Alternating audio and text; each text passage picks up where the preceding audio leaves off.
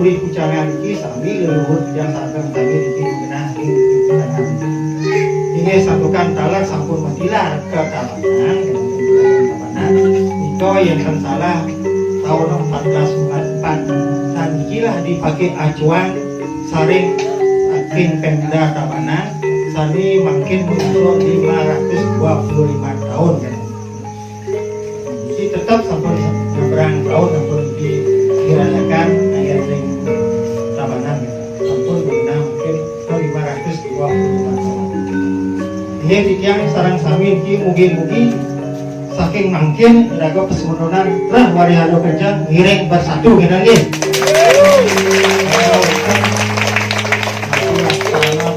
Pecah-pecah makin nah iraga sareng sami niki ngantang-antang nampi ngiring baktinin uga sareng sami saling mengenal dumun niki mungkin sampun dalam berjalan niki nah undangnya mungkin pokoknya yakti niki undang-undang maupun mungkin undang Budi Tabanan, dan Budi Keramitan, tapi undang pokok ampunan gali niki kita nggih. Ini kita ini satukan sampun niki sampun memadiantar nggih ke depan niki ngiring malih rakatan sareng sami semonten nggih. Nggih warga sapunika demikian terus Om Santi Santi Santi. Nggih. Arya Kencang. Arya Kencang adalah seorang kesatria Hindu Bali yang berasal dari kerajaan Majapahit yang turut serta dalam ekspedisi penaklukan Bali bersama Mahapati Gajah Mada serta Arya Damar Aditya Warman. Banyak versi mengenai keberadaan Arya Kencang. Dalam beberapa abad, misalnya Babat Arya Tabanan, dinyatakan bahwa Arya Kencang adalah adik kepada Arya Damar, manakala sumber yang lain telah mencatatkan bahwa Arya Kencang adalah individu yang serupa dengan Arya Damar, dan beberapa naskah lontar menyatakan beliau adalah anak kepada Arya Damar. 1. Sejarah.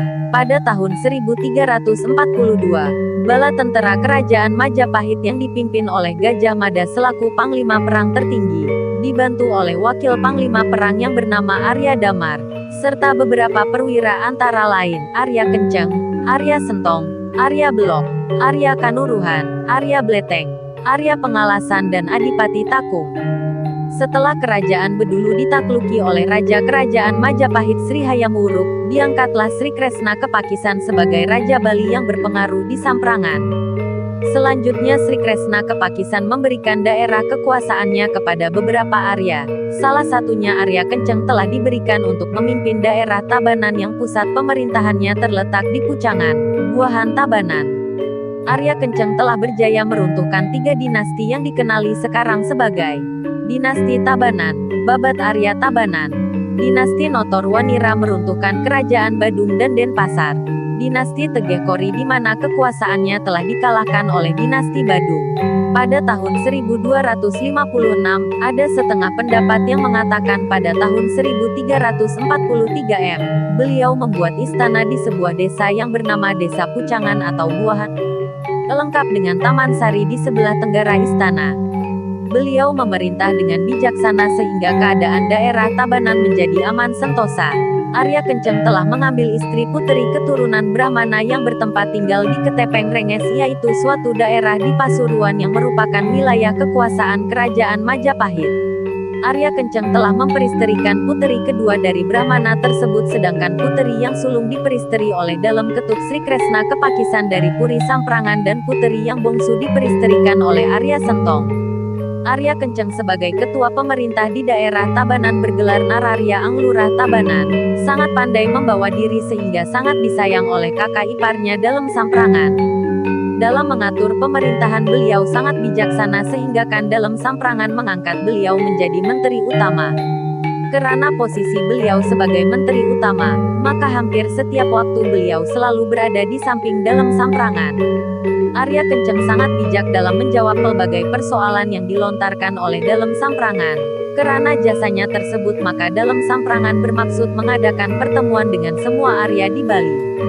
Dalam pertemuan tersebut Dalem Samprangan menyampaikan maksud dan tujuan pertemuan tersebut tiada lain untuk memberikan penghargaan kepada Arya Kencang atas pengabdiannya selama ini. Wahai Dinda Arya Kencang, demikian besar kepercayaanku kepadamu. Aku sangat yakin akan pengabdianmu yang tulus dan ikhlas dan sebagai tanda terima kasihku, kini aku sampaikan wasiat utama kepada Dinda dari sekarang sampai seterusnya dari anak cucu sampai buyut Dinda supaya tetap saling cinta mencintai dengan keturunanku juga sampai anak cucu dan buyut. Dinda saya berikan hak untuk mengatur tinggi rendahnya kedudukan darjat kebangsawanan, catur jatma, berat ringannya denda dan hukuman yang harus diberikan pada para durjana, pesalah. Dinda juga saya berikan hak untuk mengatur para Arya di Bali. Siapapun tidak boleh menentang perintah Dinda dan para Arya harus tunduk pada perintah Dinda.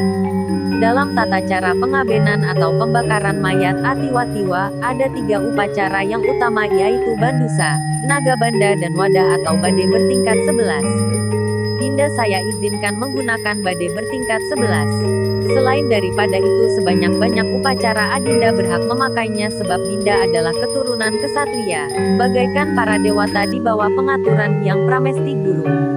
Demikianlah penghargaan yang Kanda berikan kepada Adinda kerana pengabdian Dinda yang tulus sebagai menteri utama.